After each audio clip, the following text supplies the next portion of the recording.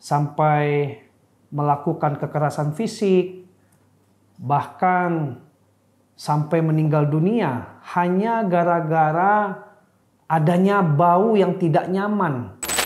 Jangan sampai permasalahan yang sepele ini itu bisa menghilangkan rasa kekeluargaan atau rasa kebersamaan di dalam masyarakat itu. Halo, kembali lagi dengan saya Al-Kausar Akbar, advokat LQ Indonesia Law Firm. Di video kali ini saya akan membahas peristiwa-peristiwa hukum yang kerap terjadi di masyarakat, yang mana banyak masyarakat terganggu dengan bau dari kandang hewan milik tetangga.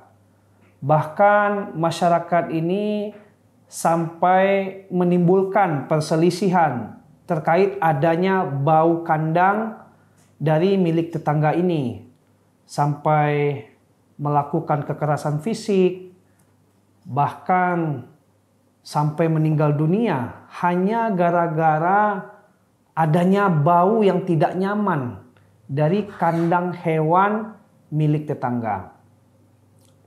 Jadi bagaimana kalau misalkan peristiwa-peristiwa seperti itu, bagaimana sih masyarakat untuk melakukan upaya hukum? Bagaimana sih upaya hukumnya? Baik, sebelum hal itu dilakukan, ya kita berbicara dulu nih, dasar hukumnya apa sih? Ya, kalau menurut saya pemilik kandang hewan itu dapat diproses secara hukum. Hal ini dapat dilihat ya di dalam pasal 1368 KUH Perdata. Di situ dikatakan bahwasanya pemilik kandang hewan bertanggung jawab atas segala kerugian yang disebabkan oleh hewan yang dipeliharanya. Termasuk hewan yang dipeliharanya itu menimbulkan bau di sekitar tempat tinggalnya. Kalau masyarakat terganggu dengan bau dari kandang pemilik hewan itu, maka masyarakat dapat mengajukan gugatan atas perbuatan melawan hukum di Pengadilan Negeri Domisili pemilik kandang hewan tersebut.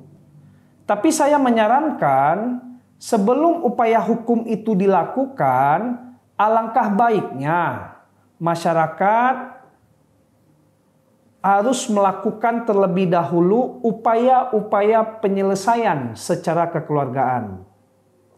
Kalau misalkan upaya kekeluargaan telah dilakukan dan tidak berhasil, maka masyarakat itu dapat melaporkan kepada dinas ya, kepada dinas, tentunya dinas yang menyelenggarakan urusan di bidang peternakan dan kesehatan hewan pada kabupaten atau kota di domisili pemilik kandang hewan itu tinggal.